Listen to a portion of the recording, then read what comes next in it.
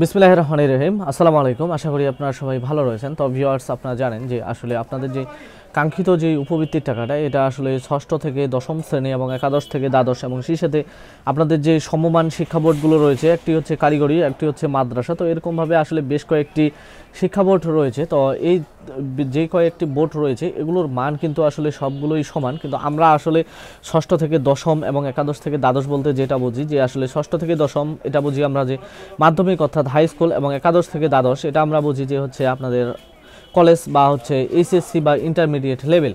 কিন্তু যখনই আমরা এইভাবে কথাগুলো বলতে যাই তখনই কিন্তু আপনাদের মনে একটা খটকা লেগে যায় যে আসলে আমরা বোধহয় শুধু স্কুলকে নিয়ে কথা বলতেছি, কিন্তু আসলে মাদ্রাসা বা কারিগরি শিক্ষা বোর্ডকে নিয়ে কোনো প্রকার কোনো মাথা ঘামাচ্ছি না। তো ভিউয়ার্স, আমি আপনাদেরকে বলি, আপনাকে একটা বিষয় বুঝতে হবে যে আপনাদের যে উপবৃত্তিটা দেয় এই প্রতিষ্ঠানটির নাম হচ্ছে প্রধানমন্ত্রীর শিক্ষা সহায়তা ট্রাস্ট। তো এই বাংলাদেশের প্রধানমন্ত্রী কিন্তু একজনই থাকে, আর শিক্ষা কিন্তু একটাই। আপনি সেটা মাদ্রাসায় নেন, কারিগরি শিক্ষা বোর্ডে নেন, কিংবা আপনি জেনারেলে নেন, বা আপনি নার্সিংয়ের হতে পারেন, বা অন্যান্য যে মেডিকেলের বিষয়গুলো রয়েছে সেগুলোও হতে পারেন। কিন্তু আসলে আপনার দেশের প্রধানমন্ত্রী একজন, তাই উনি যে সিস্টেমটি করেছিলেন, প্রধানমন্ত্রী শেখ হাসিনা এই সিস্টেমটা করে গেছেন যে আসলে প্রধানমন্ত্রীর যেই শিক্ষা সহায়তা ট্রাস্টটা করেছেন এর আওতায় উনি কিন্তু সবগুলোকেই অ্যাড করেছেন, এবং এর আগে 4টি ধরনের উপবৃত্তি দেওয়া হতো। সেই 4টি উপবৃত্তির সমন্বয়ে কিন্তু প্রধানমন্ত্রীর শিক্ষা সহায়তা ট্রাস্ট এবং সমন্বিত উপবৃত্তি।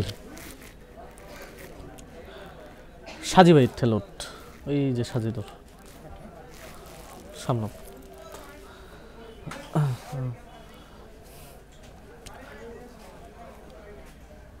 তো এই 4টি উপবৃত্তিকে মিলে সমন্বয় করে কিন্তু করা হয়েছে প্রধানমন্ত্রীর শিক্ষা সহায়তা ট্রাস্ট, এবং তারই আওতায় আপনারা আপনাদের কাঙ্ক্ষিত উপবৃত্তির টাকাগুলো পেতে যাচ্ছেন। কিন্তু বিষয়টা হলো যে আপনারা সেই জানুয়ারি মাস থেকে শুনতেছেন যে আসলে আপনাদের উপবৃত্তির যে দ্বিতীয় কিস্তিটি রয়েছে সেটা আপনারা পাবেন, কিন্তু আসলে আপনাদের এই দ্বিতীয় কিস্তির টাকাটা দিবে কবে, আজও কিন্তু সেই ধোঁয়াশা কাটছে না। তো ভিউয়ার্স, এই বিষয়গুলো জানার আগে আমি আপনাদেরকে বলবো যে এখন পর্যন্ত আপনারা যারা অধিক সংখ্যক মানুষ আমার চ্যানেলটি সাবস্ক্রাইব করেননি, তারা সাবস্ক্রাইব করে পাশে থাকা বেল আইকনটি বাজিয়ে রাখবেন, তাহলে ভিডিও সবার আগে পেয়ে যাবেন। না হলে আপনি একটা ভিডিও পাবেন বা আরেকটা নাও পেতে পারেন, যার কারণে মিসলিডিং হওয়ার কারণে আপনি ভাবতে পারেন যে হয়তোবা আমি মিস কোনো তথ্য দেই। তো ভিউয়ার্স, আমি আপনাদেরকে বলি যে আসলে ঈদের আগে কিভাবে আপনারা এই উপবৃত্তিটা পাবেন। ঈদের আগে কিন্তু আপনারা জানেন যে কিছুদিন আগে একটা ধোঁয়াশা তৈরি হয়েছিল যে আসলে এবারে কিন্তু ঈদের সময় আর মনে করেন যে ভাতার টাকাগুলো দেওয়া হবে না, কারণ আমার চ্যানেলে আমি যে ভিডিওগুলো তৈরি করি এগুলো কিন্তু সামাজিক নিরাপত্তা কর্মসূচির আওতায় পড়ে। তো যেহেতু সামাজিক নিরাপত্তা কর্মসূচির আওতায় পড়ে, সেই হিসেবে কিন্তু আমার সমস্ত ভিডিওগুলোই কিন্তু আপনাদের জন্য, অর্থাৎ যারা আপনারা তৃণমূলে বসবাস করেন, বা আপনারা দেখবেন যে এই বিষয়গুলো নিয়ে কিন্তু নিউজ চ্যানেল বা আপনাদের পত্রপত্রিকায় অন্য কোনো জায়গায় সেরকমভাবে কিন্তু আলোচনা হয় না। তো যেহেতু আলোচনা হয় না, সে কারণে আমি কিন্তু এই বিষয়গুলো নিয়ে বিশদ আলোচনা করি।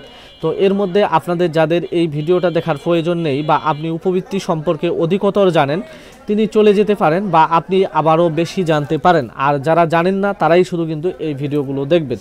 তো ভিউয়ার্স, আমি আপনাদেরকে বলি যে সেই ভাতার টাকাগুলো নিয়ে কিন্তু একটি খুব জটিলতা দেখা দিয়েছিল, যে আসলে যাচাই বাছাই 46% বাদ দিয়ে কিন্তু হচ্ছে ভাতা দিতে হবে। তো সব কিছু কাটিয়ে গেল কালকে কিন্তু একটি চিঠি ইস্যু করা হয়েছে, এবং বেলা 2টার দিকে প্রত্যেকটি সমাজসেবা কার্যালয়ে, অর্থাৎ উপজেলায় যে সমাজসেবা অফিসটি রয়েছে সেখানে কিন্তু সেই চিঠিটি এসে পৌঁছেছে যে আসলে ঈদের আগেই কিন্তু ভাতার টাকাগুলো সবাইকে দিয়ে দিতে হবে।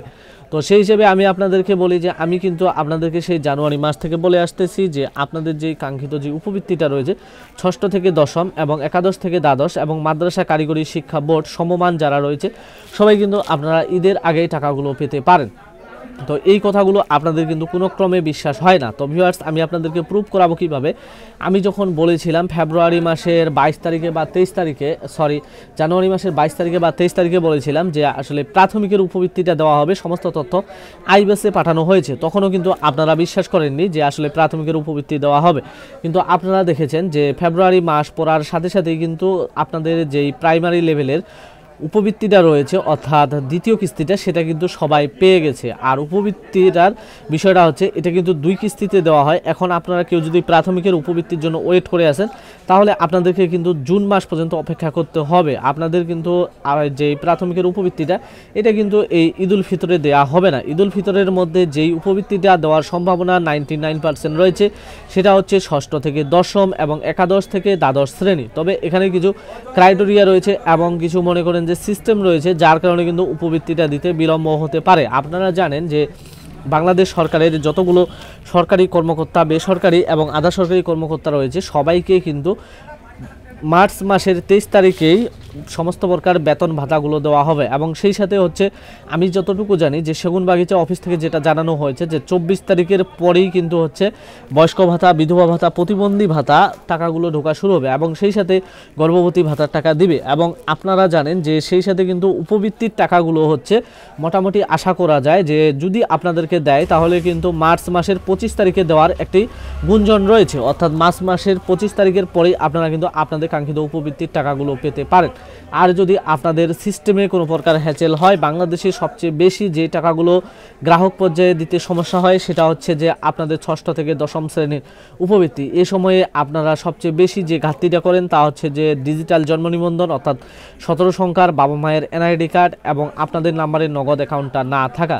তো যাদের এখন পর্যন্ত আপনারা নগদ অ্যাকাউন্ট খুলেননি তারা নগদ অ্যাকাউন্ট খুলবেন। আর আমি আপনাদেরকে একটা কথা বলি যে যখন এই ঈদ চলে আসে এবং এই টাকাগুলো দেওয়ার সময় হয়ে যায়, তখন কিন্তু প্রতারক চক্র খুবই সজাগ হয়ে আপনাদেরকে ফোন দিতে পারে যে পিনকোড, ওটিপি কোড দেন, তাহলে আপনাকে আমরা টাকা দিব। তো এগুলো থেকে বিরত থাকবেন। এবং সেই সাথে যারা আমার চ্যানেলটি সাবস্ক্রাইব করেছেন তাদেরকে অসংখ্য ধন্যবাদ। আর যারা সাবস্ক্রাইব করেননি এখনও, তারা সাবস্ক্রাইব করে পাশে থাকা বেল আইকনটি বাজিয়ে রাখবেন। এবং নতুন নতুন ভিডিও পেতে অবশ্যই আমার চ্যানেলটিকে আপনারা সবসময় ফলো করবেন এবং ভিডিওতে অবশ্যই একটি লাইক এবং কমেন্ট করবেন। ধন্যবাদ।